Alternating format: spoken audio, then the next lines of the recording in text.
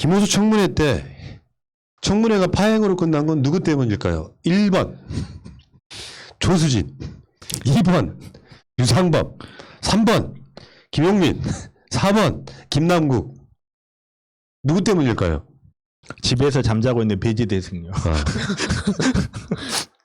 유상범? 김호수 청문회 때 발단은 김호수 총장 후보자가 전관 예우 받았다는 거잖아. 한 달에 2천만 원씩 벌었다는 거잖아요. 그러니까 김용민 의원이 빡쳐가지고 유상범은 더 심하거든. 아예 범죄를 저질렀거든. 이렇게 이게 나오면서 이제 나중에 조수진이 항의하니까 그렇게 눈을 크게 부릅뜬다고 뭐 똑똑해 보이는 거 아니다. 뭐 이렇게 이제 감정 섞인 얘기가 나갔는데. 아, 내가 그래서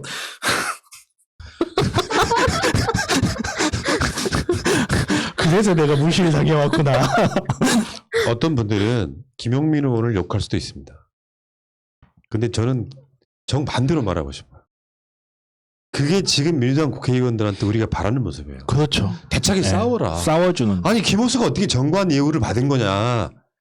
유상범 정도는 돼야 이런 것들을 처벌하시겠냐 안 하시겠냐 라고 물을 정도는 돼야 하는 거예요. 아니 이런 사실상 범죄자에 가까운 놈이 검찰총장 청문회에 청문위원으로 나오는 게 정상입니까? 이런 논란. 차라리 박덕흠이 국토부 장관 후보자 청문회에 나오는 거랑 똑같은 거지? 아니 세전 2,900만 원, 1,900만 원 받았다고 정관예우라고 하는데 그건 정말 정관예우의 실태를 몰라서 그래요. 그러니까 사실 여러분들도 여러 번 접했을 거예요. 그 미국 가서 화상 통화하신 분, 그분 한 달에 1억씩 받았잖아요.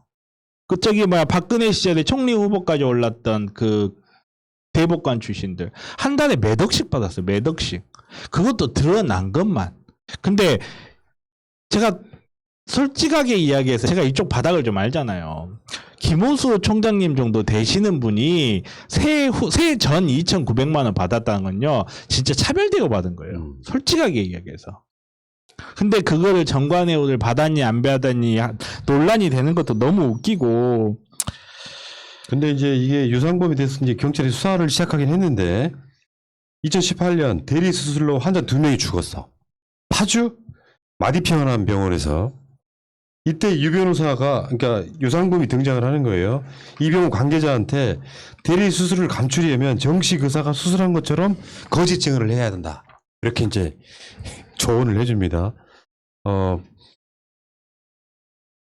그런 걸 해주면서 이제 수사를 막아서 뭔가 하는 방법을 이제 꼬치를 해준 게 녹취록으로 나온 거 아니에요. 근데 더 골 때리는 거는 유상범한테 일종의 그걸 꼬치해 주는 것만으로 수임료를 줬을 거 아니야. 그게 현금으로 갔어. 그게 불법이라는 반증에 가까운 거예요. 계좌로 나간 게 아니라 현금으로 갔단 말이야. 지금 돌려주기는 했대. 얼마인지는 착수금으로 돌려준 게 7,500만 원. 제 생각에 돌려준 것도 현금으로 돌려줬을 거예요. 그러면 증거가 없는 거네. 네, 증거가 없는 거고. 돌려주지 않았는지도 알 수가 없는 거네. 알 수가 없는 거고. 사실 저는 이거 보면서 좀 코웃음 쳤어요. 저도 이런 사건 많이 하니까 코웃음 치는 이유가 뭐냐면 항상 우리는 또 검찰을 안 받아볼 수가 없잖아요. 이게 과연 유상범 단독 범행일까? 이 내용을 보는 순간 그 순간에 들 수밖에 없어요. 아니, 그러니까 이 사건이 왜 정관 비리냐면 유상범은 착수금으로만 7,500만 원을 받았는데 경찰과 검찰이 대충 덮어버린 사건이란 그렇죠. 말이야. 그러면 유상범의 정관 예우가 작동을 했다는 소리잖아요. 그렇죠. 이게 저처럼 병원의 시스템을 아는 사람이 이 거짓말에 코웃음이 날 수밖에 없어요. 의사가 했다라고 이야기해주면 돼라고 하는데 정말로 기관에서 의지를 가지고 수사를 하면요. 의사는 병원 내에서 무슨 행동을 하건 간에 시간, 장소, 기록이 다 남아요.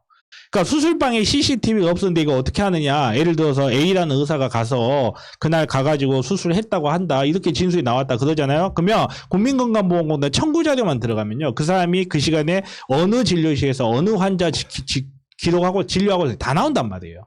근데 수사기관에 가가지고 이렇게 이야기하면 돼라고 시켰다는 거는 이렇게 이야기하면 기관에서 넘어가 줄 거야 라는 보장이 없이는 이런 말 못 하거든요. 아니 그러니까 조국 장관이랑 비슷한 거야. 나경원 건이 나경원한테만 있겠어요?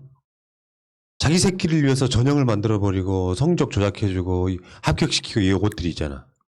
조국 장관들은 사실 파봤더니 나오는 실체적 진실이 없어. 거의 없는 거에 가까워. 아니 유상범 같은 놈이 김호수를 앞에다가 청문회하면서 뻔뻔하게도 그것도 드러난 것만 그럴 거 아니에요. 그런 놈들이 김호수 청문회하면서 자기는 아무런 뭐가 없다는 듯이 김호수를 청문하고 자빠졌는 게 정상이냔 말이야. 나는 그래서 김영민 의원이 잘했다고 말하는 게 청문회 파행되고 막 울고 싶은데 뺨 때려주고 그래서 빌미를 줬기 때문에 잘못됐다 이렇게 말씀하시는 것보다는 저 세력이 얼마나 나쁜 세력인지를 청문회라는 기회를 통해서 설명해 준 겁니다. 훌륭한 거잖아. 그리고 지금 계속 정관 비리에 대해서만 얘기를 하는데 정관 비리도 당연히 문제지만 그 원장한테 수술실에 있었다라고 거짓말을 하라고 얘기를 한 거잖아요. 그러면 이것도 지금 위증을 계속해서 강요를 한 건데 아니 위증하라고 조언을 계속 해준 건데 이것도 사실 처벌받아야 되는 정경심 아닌가요? 교수님 위증교사. 그러니까 아니야. 거기에 대해서 지금 수사가 들어가고 해야 되는 거고 이 병원은 지금 1심 판결도 안 나오고 있고 정상 영업을 계속 하고 아니, 있습니다. 제가 봤을 때는 전반적으로 다 수사할 거예요. 수사할 때 당연히 위증 교사한 부분이라든지 증거를 혹시 은닉한 부분에서 증거 은닉 부분 같은 거 다 할 텐데 이게 사건이 벌어지기 전 단계를 봤을 때는 강력한 의심을 할 수밖에 없던 거죠. 이게 과연 유상범 혼자서 할 수 있는 일인지부터 시작해서 이게 진행되는 오는 사건의 과정을 보면 이게 이상한 냄새가 나요. 아무튼 냄새가 많이 나요. 그러니까 언론은 이걸 보도할 때 이제 이 서로 막 조수진과 김용민 뭐 이런 유상범 이런 공방만 보도 위주로 하잖아요.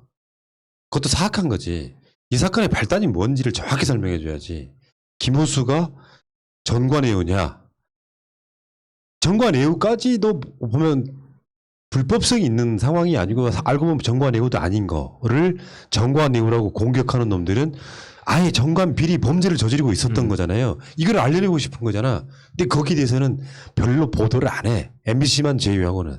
MBC가 자기들이 단독 보도했던 사건이기 때문에 다시 한번 그거를 부각시켜주고 현실적으로 그거 이제 경찰이 다시 수사에 착수를 했는데 이런 부분은 그런 거죠. 전관 비리가 작동하는 부분은 그런 거죠. 이렇게 했다고 해라라고 서로 입을 맞춰주고 나면 경찰에 갔을 때 검찰에 갔을 때 야, 유상범 전관 전에 검찰 출신인 사람이 이거 다 이렇게 맞춰놨으니까 대충 덮고 넘어가는 거예요. 좀 이상해도 구구조 속에 놓여 있는 게 검찰 개혁이고 민생이 아니면 뭐겠습니까? 이게 민생인 거예요, 진짜. 개혁이 없이는 절대 아니 내 아들이 수술받다 죽었는데 그 사건이 예를 들어서 사람이라는 게 죽을 수도 있어요. 그러면 죽었다 하면 왜 죽었는지라도 알아야 되는데 누가 대리 수술을 하다가 환자가 죽었는데 이게 그냥 묻혀져 보이는 그러면 그 부모님한테 민생이라는 게 있겠습니까? 밥이 들어간다고 그게 민생이겠어요?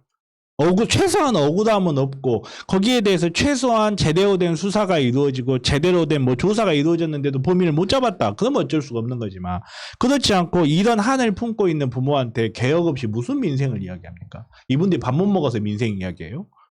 이게 민생이거든요. 이게 시작이고. 자, 어쨌든 재밌었다. 정말 재밌었다. 김호수를 털려다가 유상범이 털린 사건이죠, 사실은. 그게 국회에서 틀어지면 다 속기록에도 남아요. 아시죠?